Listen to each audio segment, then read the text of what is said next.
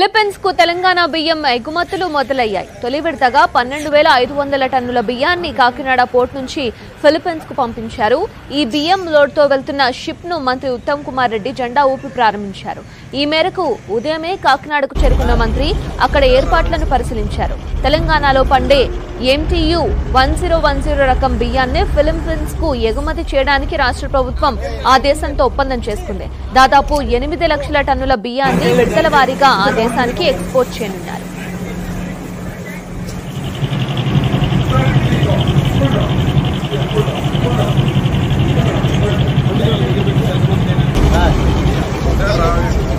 నిశ్శబ్దంగా ఉంటే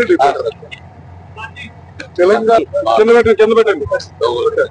ప్రతి ఏటా ప్రతి పంటకి గతానికంటే ఎక్కువ పంట పండించే విధంగా మా ప్రభుత్వం పాలసీస్ అవలంబించింది. ఆ విధంగా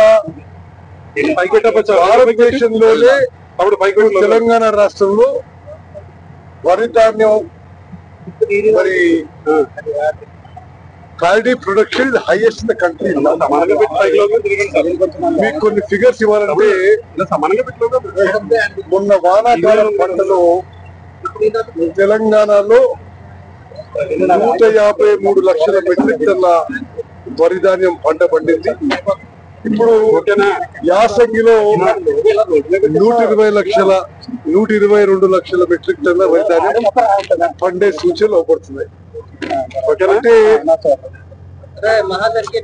సంవత్సరానికి 180 లక్షల మెట్రిక్ టన్నుల ధాన్యం తెలంగాణలో వరి ధాన్యం పడుతుంది. మేము లోకల్ కన్సంప్షన్ కాకుండా కేంద్ర ప్రభుత్వానికి FCI ద్వారా ఇవ్వడం కాకుండా ఎక్సెస్ ప్రొడక్షన్ కి వివిధ ఏషియా ఖండంలో ఆఫ్రికాలో మా ప్రభుత్వం మరి మార్కెట్ ఎక్స్ప్లోరేషన్ చేయడం జరుగుతుంది. We are looking at various markets in south east Asia and Africa. దాని భాగంగా మరి ఈరోజు ఇక్కడ మీరు చూస్తున్నారు, ఇది మొదటి కన్సైన్మెంట్. ఈ షిప్ లో 12,500 మెట్రిక్ టన్నుల రైస్ ఎక్స్పోర్ట్ చేస్తున్నాం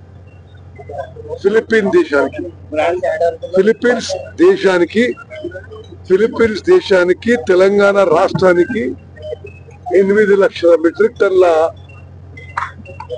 బియ్యం ఎక్స్పోర్ట్ కి మెమోరాండం ఆఫ్ అండర్స్టాండింగ్ సంతకం చేసుకోవడం జరిగింది. దాంట్లో 1,00,000 మెట్రిక్ టన్నులు వెంటనే ఎక్స్పోర్ట్ చేస్తున్నాం. ఆ 1,00,000 మెట్రిక్ టన్నులో ఈ షిప్ లో 12,500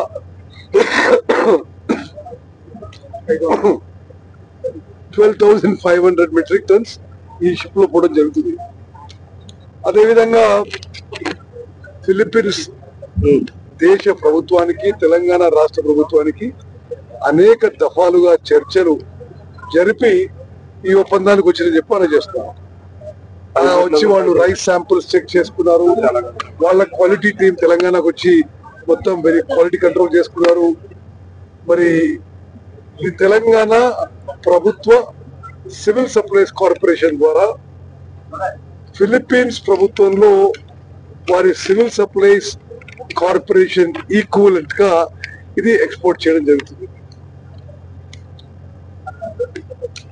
మరి